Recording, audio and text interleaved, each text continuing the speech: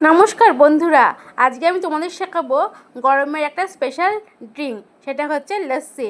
লস্যি ড্রিঙ্কটা কীভাবে তোমরা করবে আজকে আমার ভিডিওতে তোমরা দেখে নাও। এই দেখো, লস্যি ড্রিঙ্কটা বানানোর জন্য টক দই তো লাগবেই। আমি টক দইটা ঘরেই পেতেছিলাম, ফ্রিজে পেতেছিলাম। টক দইটা নিয়ে নিয়েছি, টক দই আর নিয়েছি চিনি, চাট মশলা, বিট নুন আর এক টুকরো গন্ধরাজ লেবুর টুকরো।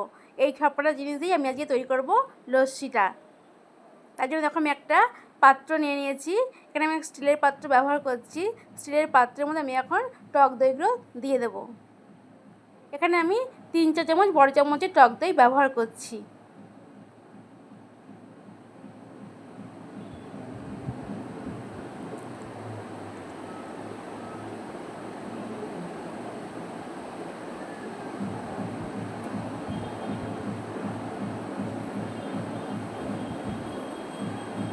আমি এখন এই টক দইটাকে হ্যান্ড ব্লেন্ডারের সাহায্যে ভালো করে নাড়িয়ে চাড়িয়ে নিচ্ছি। দেখো,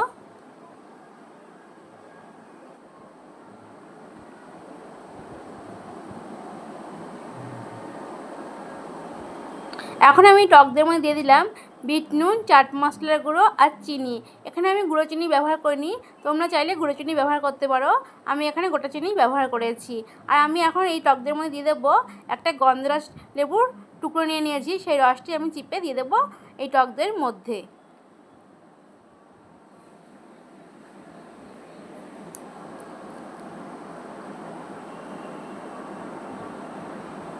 সমস্ত উপকরণগুলো আমি দিয়ে দিলাম টক দইয়ের মধ্যে। এখন আমি দইটাকে বেশ ভালো করে ফ্যাটিয়ে নেব। বেশ ভালো করে আমাকে এখন দইটাকে সমস্ত উপকরণ দিয়ে ফাটিয়ে নিতে হবে। আর চিনিটাতে যেহেতু দানা দানা চিনি, তাই জন্য চিনিটা যাতে খুব ভালো করে গলে যায়, এই খুব ভালো করে আমাকে এখন দইটাকে ফাটিয়ে নিতে হবে।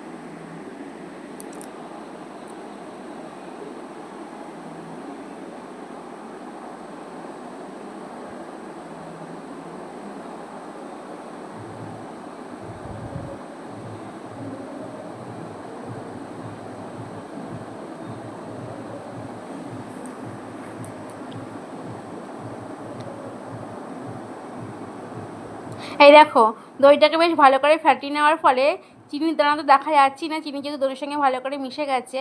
আর দইটাও দেখো কি সুন্দর ঘন হয়ে গেছে, একদম ক্রিমি একটা টেক্সচার চলে এসছে।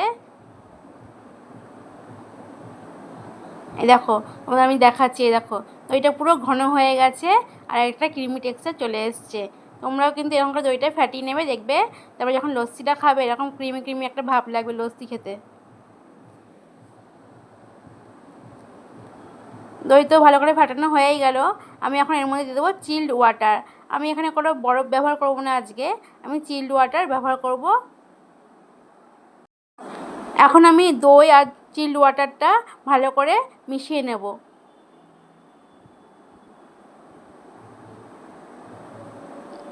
এই দেখো, দই আর জলের সঙ্গে একসাথে মিক্স করার ফলে পাশ দিয়ে দেখো কীরকম ফেনা ফেনা উঠে যাচ্ছে। আর যখন আমরা কোনো অনুষ্ঠান বাড়িতে বা দেখবে রাস্তার ধারে লস্যির দোকানগুলো থেকে আমরা লস্যি খাই, তখন কিন্তু লস্যির উপর এরকম ফেনা ফেনা থাকে আর খেতে কিন্তু বেশ ভালোই লাগে।